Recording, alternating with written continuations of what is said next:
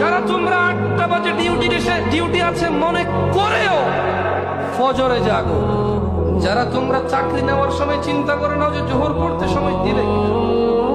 যারা তোমরা দিন মজুর নিজে নিজে কাজ করো, জোহরের সময় মনে করো 1 ঘন্টা গেলে যাবে, কি আর ইনকাম হবে, আল্লাহ যা রিজিকে রেখেছে চলে আসবে, জোহরের নামাজ যারা তোমরা যাও, যারা তোমরা আসরের আড্ডায় মেতে না উঠে বাইতুল্লাহ মসজিদের দিকে যাও, জেনে রাখো তোমরা মাগরিব ও ইশা আদায়কারীরা, তোমাদের জন্য সুখবর। তোমাদের প্যারে হাবিব মুস্তাফা সাল্লাল্লাহু আলাইহি সাল্লাম বলেছে, নিশ্চয়ই মানুষের